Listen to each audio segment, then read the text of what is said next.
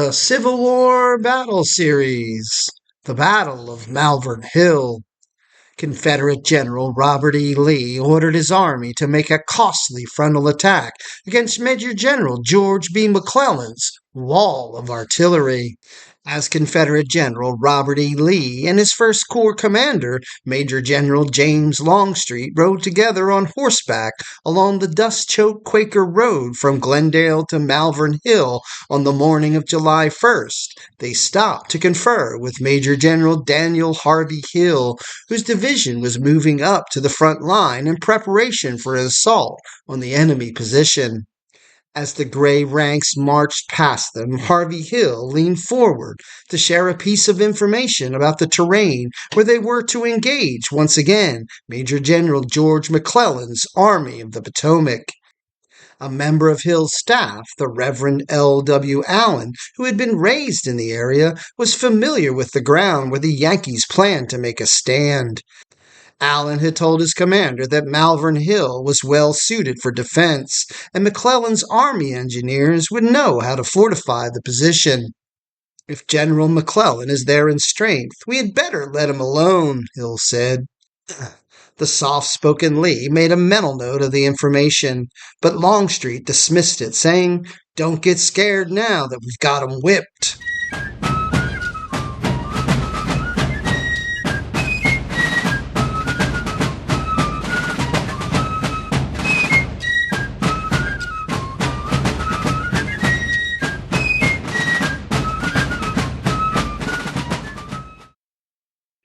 Over the past week, Lee's Army of Northern Virginia had fought a series of battles that had driven McClellan away from the outskirts of Richmond and forced him to fall back to within a day's march of his new supply base at Harrison's Landing on the James River.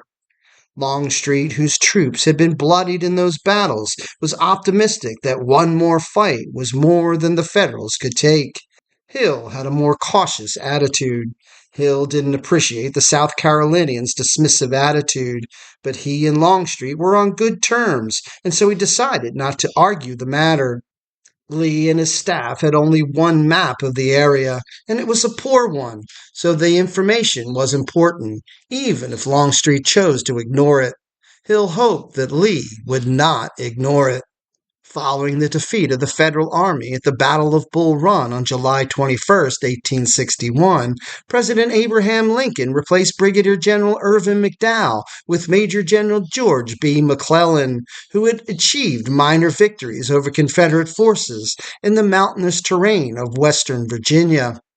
Early the following year, McClellan completed his plan to transport the Army of the Potomac by ship to the Union-held Fort Monroe at the tip of the Virginia Peninsula between the York and James Rivers, east of Richmond. Little Mac's strategy was to outflank General Joseph Johnston's Confederate forces along the Rappahannock River lines and fight one more battle at the gates of Richmond that just might end the war. The Federals set sail from Alexandria, Virginia on March 17th. On April 4th, the Federal Army began what would become a slow and tedious advance up the peninsula. After nearly 6 weeks, McClellan had advanced far enough toward Richmond to warrant shifting his supply base in mid-May to White House Landing on the Pamunkey River, a tributary of the York. On May 31st, the two sides clashed in a desperate battle at Seven Pines, in which Johnston sought to hurl back the Federals to prevent them from besieging Richmond. Although tactically a draw, the battle was a strategic victory for the Confederates, in that McClellan took a defensive posture, ordering his forces to entrench. During the fighting, Johnston was struck in the right shoulder by a bullet and immediately by a piece of shrapnel in the chest. With Johnston out of the fight indefinitely, Confederate President Jefferson Davis turned to Robert E. Lee to continue the offensive against Little Mac. 2 days after Seven Pines, Davis appointed Lee commander of the Confederate forces defending Richmond. Lee named those forces the Army of Northern Virginia. McClellan would soon come to doubt himself. He mistakenly believed that the Confederate forces greatly outnumbered his. It was a gross miscalculation, and one that would contribute to the unraveling of his entire strategy over the coming weeks. Lee decided to wait until Major General Thomas J. Stonewall Jackson concluded his campaign against Federal forces in the Shenandoah Valley before launching a major counterattack against McClellan. Jackson's troops began their journey by rail to Richmond on June 23rd, and the following day Lee issued orders to his top generals, briefing them on his plans for an offensive against Little Mac. Lee counterattacked on June 26th at Mechanicsville. In the days that followed, the Federals were driven back in a series of bloody battles, one of which occurred at Frazier's Farm, also known as Glendale, on June 30th. The Federals fought the Confederates to a standstill, but McClellan ordered his army to continue its retreat that night. Brigadier General Fitzjohn Porter, commanding the Union Fifth Corps, was the first to arrive at the Army's next position atop Malvern Hill.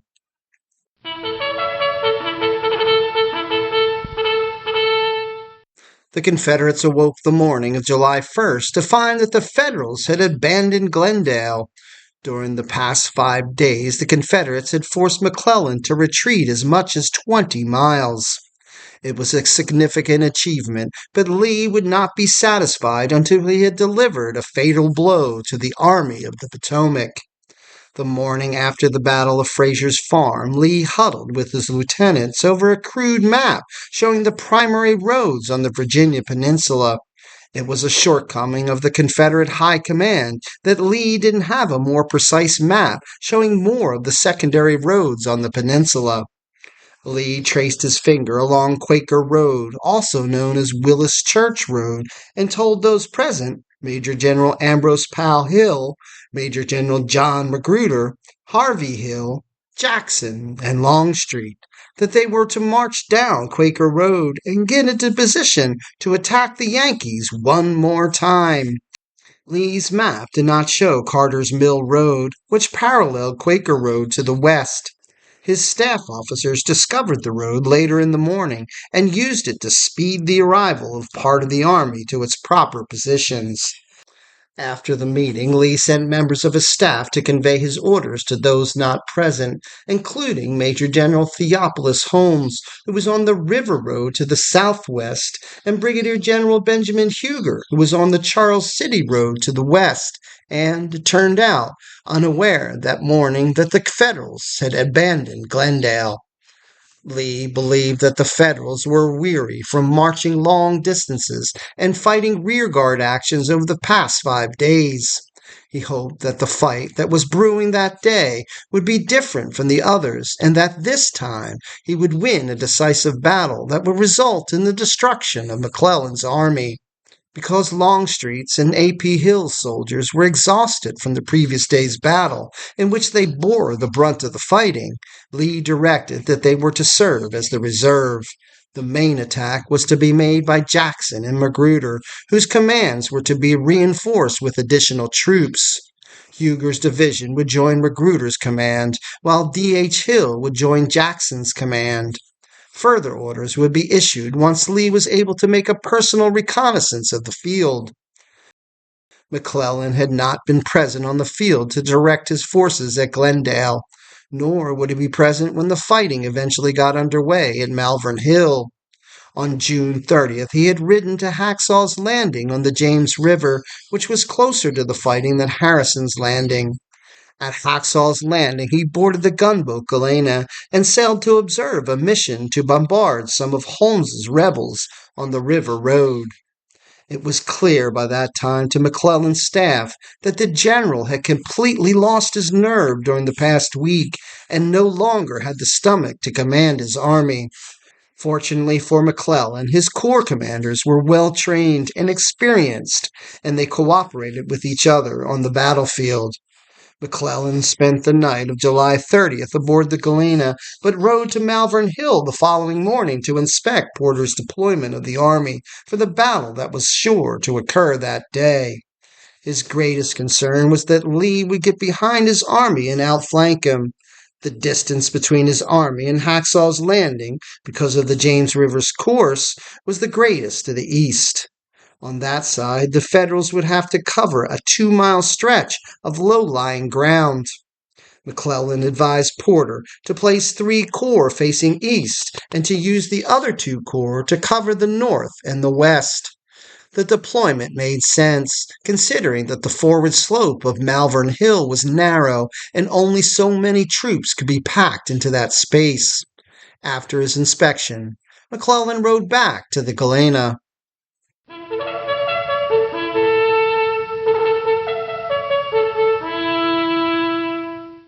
Porter had about 85,000 troops under his command. To secure Malvern Hill, he borrowed Brigadier General Darius Couch's 1st Division of Brigadier General Aramis Keyes' 4th Corps. Brigadier General George Morrell's 1st Division of Porter's 5th Corps was positioned on the west side of Malvern Hill, while Couch's division was deployed on the east side of the hill. Facing west and covering the river road was Brigadier General George Sykes's 2nd Division of the 5th Corps, which was supported by 37 guns packed tightly together to prevent a Confederate advance along the river road. Brigadier General George McCall's 3rd Division of the 5th Corps was stationed on the rear of the hill as a reserve. This reserve was further strengthened by 4 brigades detached from Brigadier General Edwin Sumner's 2nd Corps and Brigadier General Samuel Heintzelman's 3rd Corps, as well as a battery of heavy artillery that belonged to McClellan's siege train. Facing east and deployed between Western Run and Turkey Island Creek from the north to the south were the rest of the corps of Heintzelman and Sumner, and also Brigadier General William Franklin's 6th Corps. Brigadier General John Peck's 2nd Division of Keyes' 6th Corps was situated between Turkey Island Creek and the James River. Porter was assisted in his deployments by Brigadier General Andrew Humphreys, the chief topographical engineer of the Army and a member of McClellan's staff. The initial Confederate attack was expected from the north and perhaps also from the west. Facing north, the Federals were arrayed 3 brigades deep on each side of Malvern Hill. Together, Morrell and Couch had 17,800 men. The 2 Federal infantry divisions facing north on Malvern Hill were supported by 6 batteries totaling 36 guns, with an equal number of guns on each side of the Quaker Road as it bisected the hill between the Crew and West houses. It was a formidable position, as Harvey Hill had told Lee. There was a splendid field of battle on a high plateau where the greater part of our troops and artillery were placed, Humphreys noted. If confidence came from numbers, the morale of those assembled must have been high that morning. The array of Federal power was a magnificent sight, said Humphreys. Malvern Hill was not a rounded knoll, but an elevated plateau that rose about 150 feet above river level. The strength of the position for the Federals was that the cultivated fields of the 2 farms on its forward slope furnished a splendid field of fire. The plateau was about 3/4 of a mile wide and 1.5 miles long. Following in a meandering fashion southeast past the north slope of Malvern Hill was Western Run, a tributary to Turkey Island Creek, which emptied into the James River. The stream banks throughout the area were all heavily wooded, and crossing the streams was difficult for large units except at bridges or fords. While the east slope of Malvern Hill gradually dipped down to the creek, a portion of the west slope was a rock cliff that precluded any assault by infantry. Opposite Malvern Hill was an unnamed plateau about the same height as Malvern Hill. The Carter and Poindexter farms north of Malvern Hill would serve as the staging areas for the Confederate attack. Behind Western Run, on its east bank, was the Poindexter farm, where Jackson's command would deploy. Any Confederate troops marching along the Quaker Road and directed to deploy on the Carter farms situated on the Confederate right would have to cross Western Run.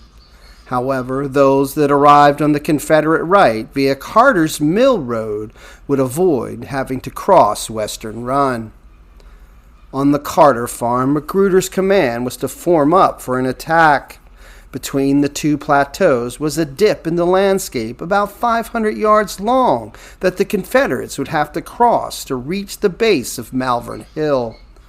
The Federals' artillery atop Malvern Hill had sufficient range to not only target any infantry moving across the base of the hill, but also to reach the farms beyond, where the Confederates would deploy for battle.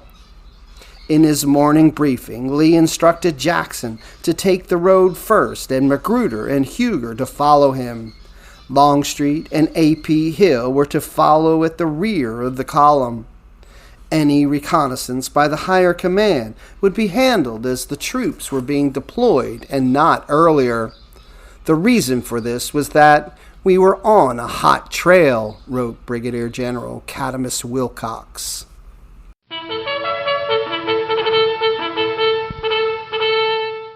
No sooner had the march begun than problems occurred. The inability of some of Lee's commanders, particularly Magruder and Huger, to promptly get their troops marching on the correct road would disrupt Lee's plans for a timely pursuit of Federals that day. Magruder, who had not looked closely at Lee's map during the briefing, decided to depend on local guides to lead his divisions to its position. More than one road in the region was named Quaker Road, and the guides led Magruder's column west on the Long Bridge Road toward a small side road that also bore the same name. Lee was feeling sick that morning, and he had asked Longstreet to help him lead the army that day and substitute for him if necessary. Longstreet saw Magruder's division marching east rather than south and sent a member of his staff after Magruder to inform him of his mistake. When Magruder did not turn around, Longstreet rode after him. By the time Longstreet reached Magruder's column, it had arrived at the intersection of the Long Bridge Road and the wrong Quaker Road. Longstreet was unable to convince Magruder of his mistake, but when one of Lee's staff officers arrived with orders for Magruder to countermarch, Magruder obliged. Lee's staff officer informed Magruder that he did not need to march all the way back to Glendale, but instead could take Carter's Mill Road to his pre-attack position. The mix-up delayed the arrival of Magruder's command at the battlefront by 3 hours. Huger also had trouble getting his men into position that morning. Because he was unaware on July 1st that the Battle of Frazier's Farm was over, he had ordered 2 of his brigades, those of Brigadier General Lewis Armistead and Brigadier General Ambrose Wright, to march south and attack the Federals at Glendale in the flank. When Armistead learned that there was no enemy to attack that morning at Glendale, he asked Lee for fresh orders. At the conclusion of Lee's conference with his lieutenants, a member of Lee's staff rode to Huger's headquarters on the Charles City Road to the north to inform him of the Army commander's plans for that day. Huger, a West Point graduate who was 2 years older than Lee, had extensive experience in ordnance matters, but his talent for leading infantry left much to be desired. His experience in the old army perhaps contributed to his reluctance to allow anyone other than himself to give orders to his troops. That arrogance would contribute to the problems Lee faced getting his troops into position for the attack on Malvern Hill. Since Magruder was not going to be able to deploy as quickly as Lee had hoped, Lee ordered Armistead and Wright to move by the Quaker Road and deploy on the right of the Confederate line of battle, where they could lead off the attack on the Confederate right.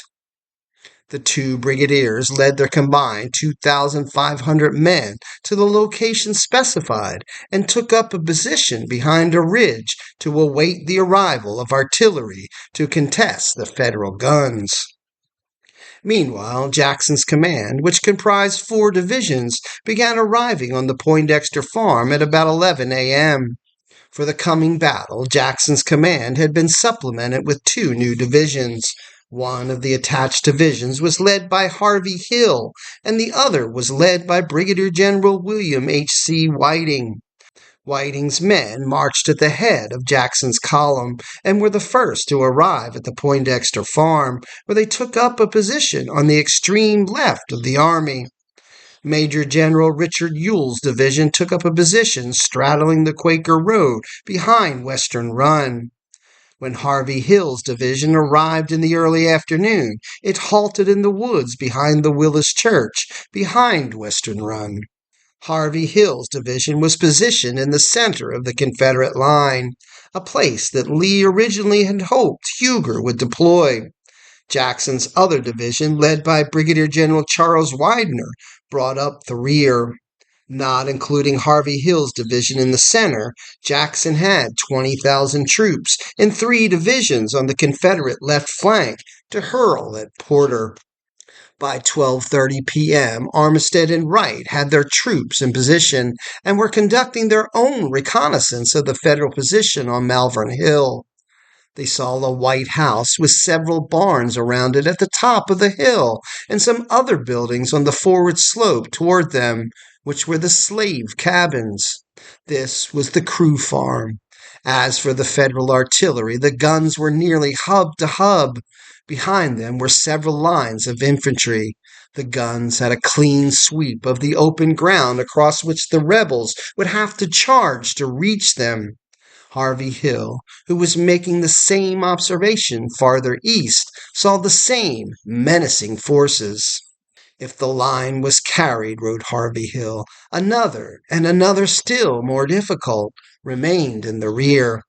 The Federal line seemed almost impregnable, said Major Joseph Brent, one of Magruder's staff officers, who rode ahead of Magruder's column to observe the Federal position.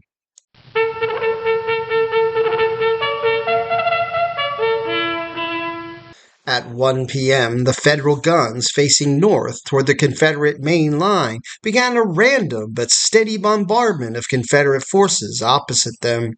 As the shells crashed around them, graybacks in the open hugged the ground, while those in the woods sought protection behind trees. The fire was a terrible one, and the men withstood it well, wrote Armistead. Lee had chosen to make his headquarters at a blacksmith shop opposite the Willis Church. That morning, Lee had told Longstreet to make a personal reconnaissance of the enemy position from the right side of the Confederate line of battle, while he undertook a reconnaissance of the left side. They met back at the blacksmith shop at noon to discuss final plans for the attack. Both had seen the need to establish strong artillery positions to counter the Federal artillery arrayed against them and knock out as many Federal guns as possible before the infantry assault began. Lee gave verbal orders to his chief of staff, Colonel Robert Chilton, which were to be crafted into a general order and distributed to division commanders and also to Armistead. Lee's plan was to establish a grand battery on each flank that together would provide a converging fire on the Federal guns. If the bombardment was successful, then the infantry would soon advance. If not, an alternative plan of attack might be developed, Lee said. The order, as penned by Chilton, read as follows. Batteries have been established to act upon the enemy's line. If it is broken, as is probable, Armistead, who can witness the effect of the fire, has been ordered to charge with a yell. Do the same. The order, as written, left much to be desired. It not only made the presumption that the Confederate counter-battery fire was likely to succeed, but also left the authority for deciding whether the attack should go forward in the hands of a brigadier general. Moreover, the decision to make the signal for the attack as a yell was absurd, as it would be nearly impossible for other commanders to know whether the yells they were hearing were from Armistead's brigade.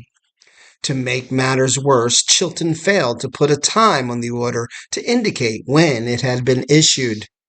Jackson's command had 10 batteries, and some of those had lumbered along the Quaker Road with the divisions of Whiting and Ewell, which had arrived at the front by early afternoon. Unfortunately for Jackson and the army as a whole, his chief of artillery, Colonel Stapleton Crutchfield, was ill that day, with no replacement designated for him. Therefore, no officer was on duty to call up the batteries and show them where to deploy. Harvey Hill, whose troops were likely to go forward into battle as they were positioned on Armistead's left flank, had no artillery at all. Hill had sent his artillery many miles to the rear for an overhaul under an order previously given to him. It seemed only logical that he should be given replacement batteries from the Army's reserve, but no one could locate Brigadier General William Pendleton, who commanded the reserve artillery. Without Pendleton's permission, it would be impossible to obtain any of the 14 batteries in the reserve. The responsibility for obtaining guns for service in the Left Grand Battery eventually fell to Jackson. Stonewall rode from the Poindexter farm out to the Quaker Road in search of his division's batteries. He was able to locate 3 batteries: Staunton Artillery, Rockbridge Artillery, and Rowan Battery, and order them to drive their guns on to the Poindexter farm. As for the right Grand Battery, it would have the advantage of more individual batteries, but that factor was negated by the matter of each going into action at different times. The batteries that were unlimbered on the ridge in front of Armistead came from 4 different commands. 2 batteries each came from Magruder's and Huger's divisions, 1 from A.P. Hill's division, and 1 from the Artillery Reserve. Seeing the need for as much artillery support as possible, Pal Hill, who was on the north end of the Carter Farm near Longbridge Road, sent forward his best battery, Captain William Pegram's Purcell Battery. On his own initiative, Captain Greenlee Davidson, commanding the Lecter Battery, which belonged to the reserve artillery, put his battery into action in support of Magruder. The availability of batteries on the Confederate right was never in question. In addition to the 6 that either went into action or that attempted to go into action but were driven off by the Federal guns, there were another 6 batteries nearby that stayed idle. Ultimately, the responsibility for the failure of these batteries would rest with Magruder, who had as many as 16 batteries under his direct control that day, and 6 more were attached to Huger's division, giving Magruder a total of 22 batteries, each with 4 to 6 guns. While it would have been impossible to fit all of those on the ridge opposite the crew house, it certainly could have accommodated more than 1 battery at a time. The Confederate batteries began answering the Federal guns at about 2 p.m. The guns on the left Grand Battery opened up first. The leadership crisis on the Confederate right delayed the deployment of the guns of the right Grand Battery. When the Federal artillery officers saw the Confederate guns unlimber on the Poindexter farm, they immediately switched their harassing fire to the rebel artillery crews. It was testimony to their skill and battlefield experience that the Southern artillery crews on the left flank could stand up to such fire. Their initial performance was impressive. They quickly found the range of the enemy targets and put out hot counter-battery fire. The shells from the rebel guns produced considerable casualties among the Federal artillery crews and compelled some Yankee officers to pull back their exposed infantry. The duel between the left Grand Battery and the Federal guns atop Malvern Hill reached its peak at about 2:30 p.m.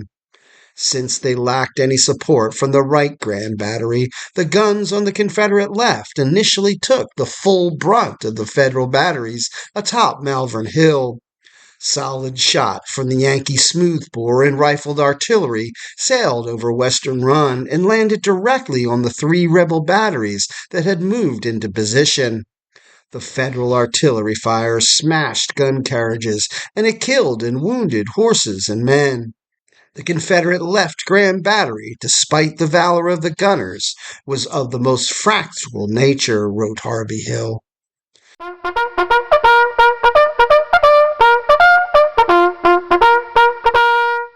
Beginning at about 2:30 p.m., the first batteries on the Confederate right flank attempted to go into action.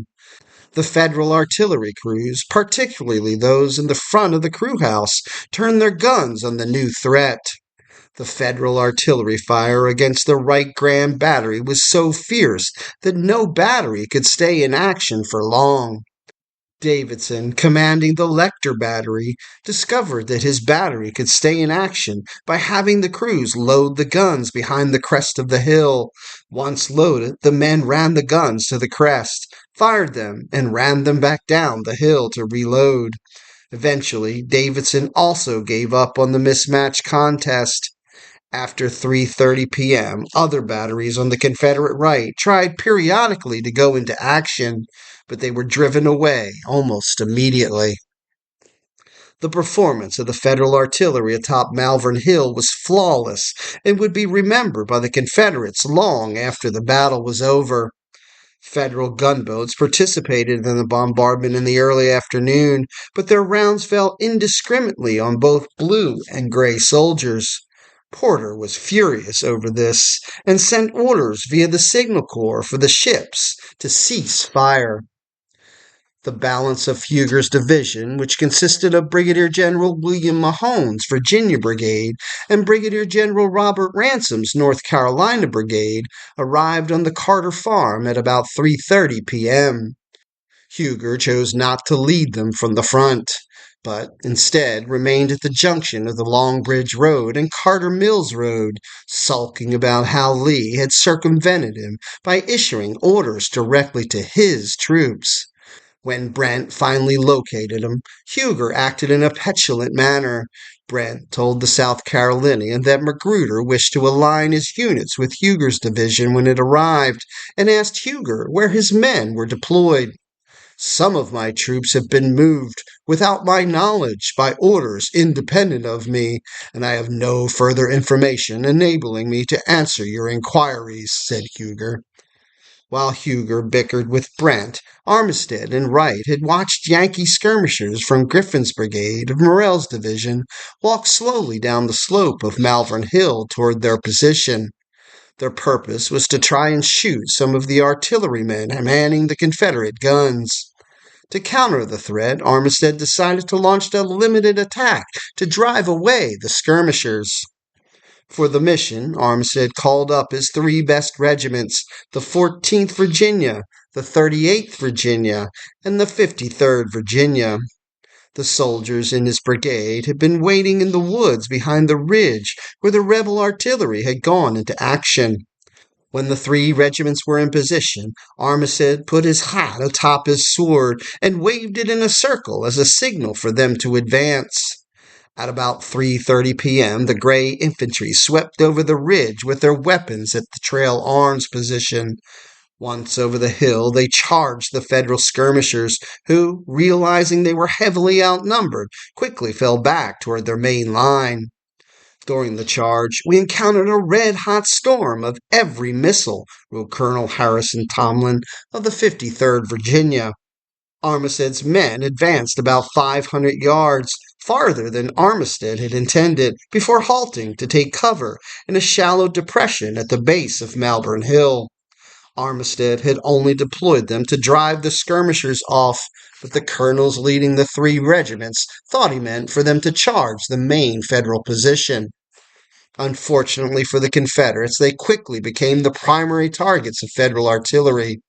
Armistead, realizing that they would be chewed up badly if they were ordered to retreat, decided to leave them in position until the general assault began, at which point they would join in. The three regiments would subsequently remain in position for nearly 2 hours under heavy fire. "We held our position through all the storm of canister and shell," wrote Colonel Edward Claxton Edmonds of the 38th Virginia. While the Virginians were hunkered down at the base of Malvern Hill, Lee was once again in the saddle. He rode with an escort beyond the Confederate left to reconnoiter the Federal position on the east side of Malvern Hill and determine whether it might be carried by a flank attack. If he felt it was feasible, he would order Longstreet and Powell Hill to strike the Federals in the flank either that evening, perhaps the following day. What he found was the bulk of the Federal army in a strong position. The ground was also marshy where Western Run joined Turkey Island Creek. Lee's reconnaissance put an end to any thought of turning the Union right flank.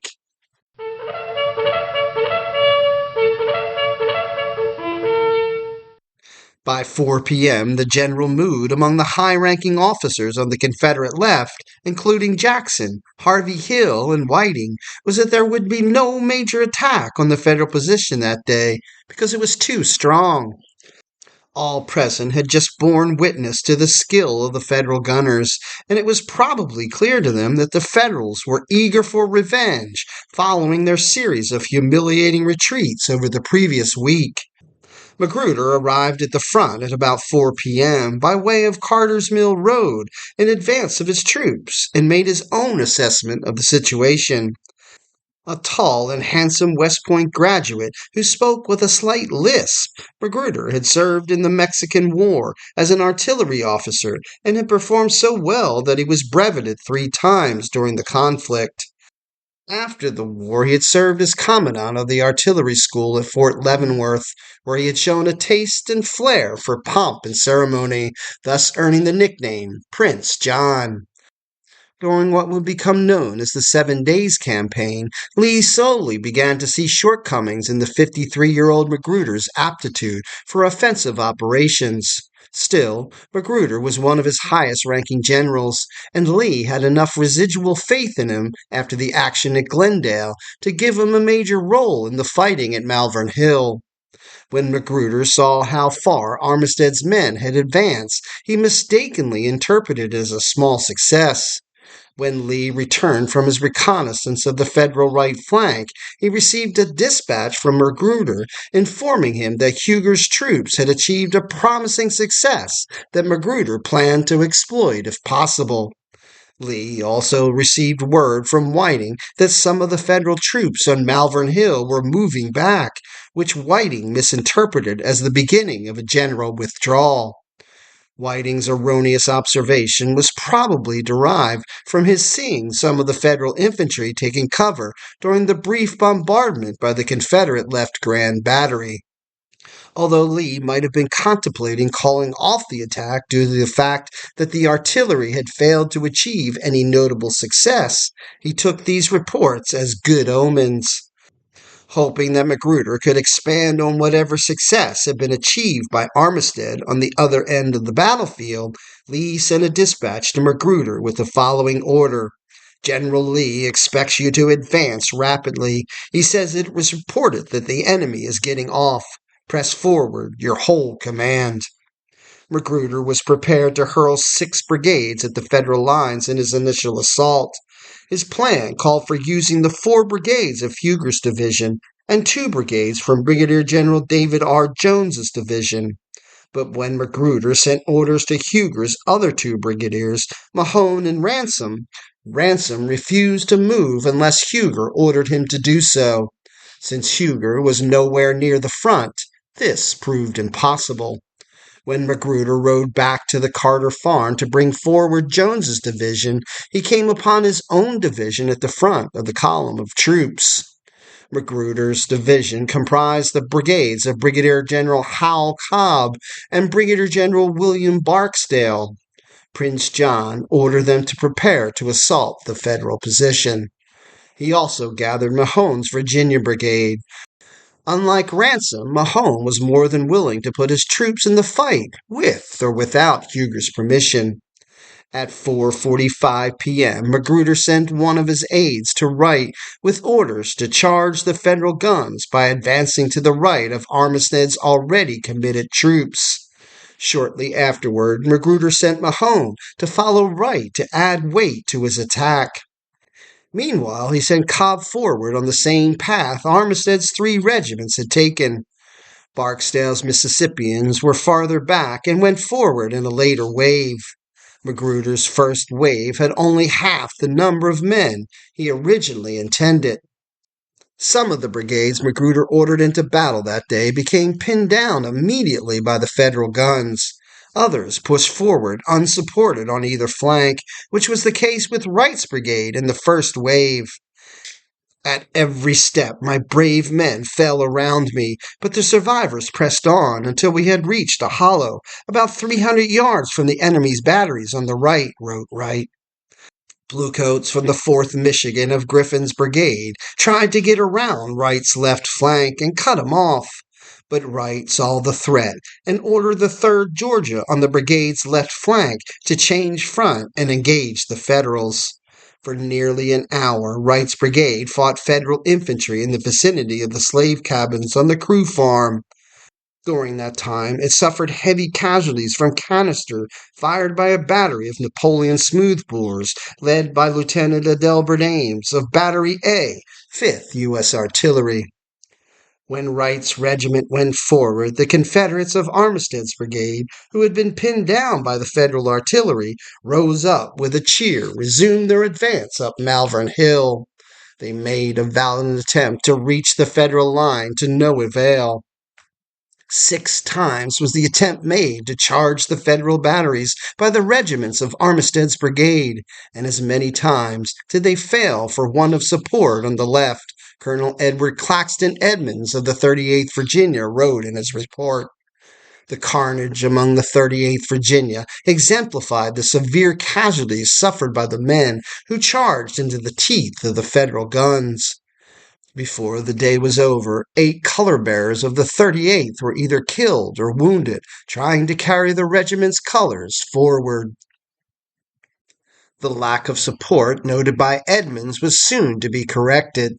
By 2 p.m., Harvey Hill had received Lee's order penned by Chilton.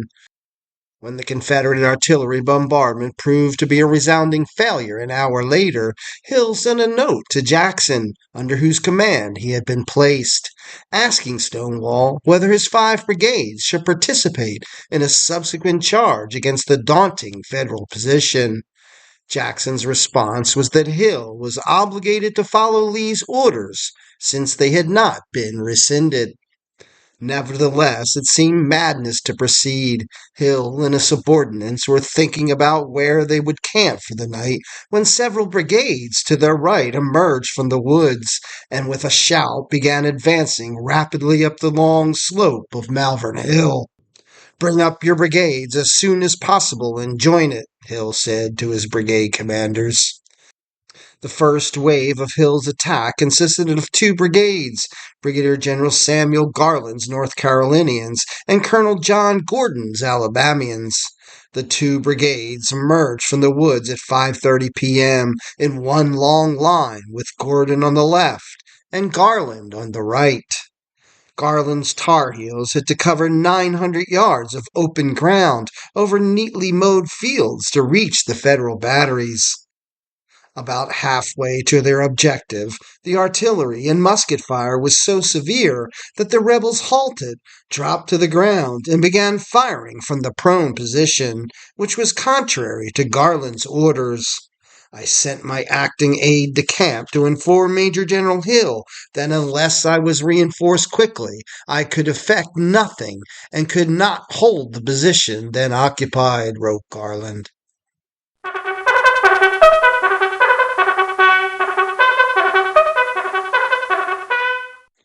Couch's division was deployed facing northeast a few hundred yards in advance of the West House, and its soldiers were able to fire into Gordon's flank as he advanced toward the crest of the hill.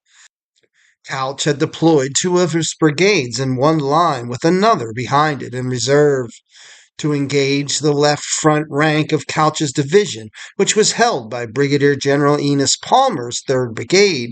Hill ordered Colonel C.C. II to attack Palmer.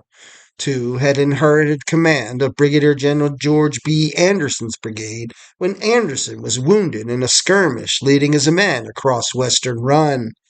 Advancing on II's left was Brigadier General Roswell Ripley's brigade. Hill ordered his last brigade, led by Colonel Alfred Colquitt, to follow Gordon. The advance of the 8,200 Confederates in Hill's division worried Couch. He asked Porter for assistance, and the 5th Corps commander sent word to Sumner that he needed 2 of Sumner's brigades immediately. Sumner, commanding the 2nd Corps, sent Brigadier General John Caldwell's brigade of Brigadier General Israel Richardson's division at the Double Quick from the rear of Malvern Hill. Caldwell's Federals went into the fight on the far right of Couch's line. Heintzelman, who was conferring with Sumner when the request for support came, volunteered to send Dan Sickles' brigade from his corps into the fight as well. Sickles' 5 New York regiments formed up in a lane that ran behind the West House, where they could easily reinforce Couch's position. Some of Gordon's men came within 200 yards of the Federal guns, but Brigadier General John Abercrombie's 2nd Brigade of Couch's division, which had been in reserve, shifted east to block Gordon's assault and support the artillery crews. On Hill's left flank, the Georgians and North Carolinians of Ripley's brigade reached the level ground at the crest of the hill, but they also received double canister from leveled guns that prevented them from advancing any further. To Ripley's right, 2's brigade also received heavy destructive fire from the menacing enemy cannon. Our men charged gallantly at them, wrote William Calder of the 2nd North Carolina of 2's brigade, noting, the enemy mowed us down by the 50s. Time and time again, Hill's men rose up from the prone position and attempted another charge, but each time they were repulsed. We murdered them by the hundreds, but they again formed and came up to be slaughtered, wrote Lieutenant George Hager of the 10th Massachusetts of Palmer's brigade.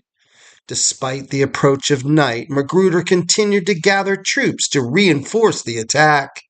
He rode back to Carter Farm, where he found Jones's and McClaw's division approaching the front. Together, they had 4 brigades, all which could go into the fight. Prince John wasn't the only one looking for more troops to lead up the hill. Harvey Hill, who watched as wounded streamed to the rear, also cast around for more troops to reinforce whatever success his division was having on the slopes of Malvern Hill. Finding the 4 Georgia regiments belonging to the brigade of Brigadier General Robert E of Jones's division without their commander, Hill led them forward to support his division, even though they belonged to Magruder's command. Meanwhile, Magruder put Jones's other brigade, led by Colonel George T. Anderson, into action on the far right of the Confederate line in support of Mahone and Wright. The piecemeal insertion of these Confederate brigades into the fight continued when McClaw's division arrived at the front. One of Magruder's aides broke up McClaw's division, sending the brigade of Joseph Kershaw's South Carolinians to support Hill, and dispatching the brigade of Brigadier General Paul Semmes to support Magruder's command. As more Confederates joined the assault on Malvern Hill, Federal Artillery Reserve Commander Colonel Henry Hunt ordered the 1st Connecticut Heavy Artillery to fire its 32-pounder siege guns at the sea of gray infantry trying to take Malvern Hill. The big guns cut 10-foot swaths through the charging ranks with a single shell. Hunt also saw to the steady replacement of field batteries on the front line as they ran out of ammunition and were withdrawn. By 7:30 p.m., Harvey Hill had broken off his attack against the Federal right atop Malvern Hill, leaving 2 brigades from Magruder's command, those of Kershaw and Toombs, to carry on a desultory exchange of fire with the Bluecoats of Couch's division. Jackson had watched Harvey Hill's division as it was mauled by the Federal artillery and infantry. Stonewall's troops had waited to be ordered forward, but Stonewall had no intention of hurling them against Couch's reinforced division. When Jackson saw Trimble preparing to lead his brigade against the Federal right, he inquired as to Trimble's intent. "What are you doing, General Trimble?" asked Jackson. "I'm going to charge those batteries, sir," replied Trimble. "I guess you had better not try it. General Hill has just tried it with his whole division and been repulsed. I guess you had better not try it, sir," Jackson said. The Confederate units near the crest of the hill made one last attempt to capture the Federal guns in front of them before darkness prevented further fighting. Wright's brigade had clung precariously to its position near the slave cabins of the Crew farm for nearly 2 hours when it rose up from the hollow where it had sought protection from the hailstorm of canister and went over the crest of the rise toward the guns of Morrell's left flank. Screaming the rebel yell, they ran headlong into a line of Federal infantry that had been waiting below the guns for just such a charge. Upon them we rushed with such ferocity that the enemy broke in great disorder and fled, wrote Wright. But the delay bought enough time for Federal artillery to complete a withdrawal that was already underway to the Crew House to prevent the guns from being outflanked by other Confederate regiments advancing obliquely on Morrell's left. Kershaw's South Carolinians made a last assault astride the Quaker Road toward the Federal guns that were about 200 yards in front of the West House. They nearly overran Captain John Edwards' Battery B, 3rd U.S. Artillery, but once again the Yankee infantry held them up long enough for the guns to be withdrawn. By 8:30 p.m., some of the Confederates moving up the hill had begun accidentally firing into the backs of fellow Southern soldiers in front of them. The Federal guns continued to load and fire until it was apparent that the Confederates had finally broken off their attack. When the guns fell silent, a steady chorus of cheers rose from the top of the hill as Federal troops celebrated their triumph that day. For the Confederates, it must have been a deeply disheartening moment as they reflected on the disaster that had befallen them and listened to the pitiful cries of their wounded comrades.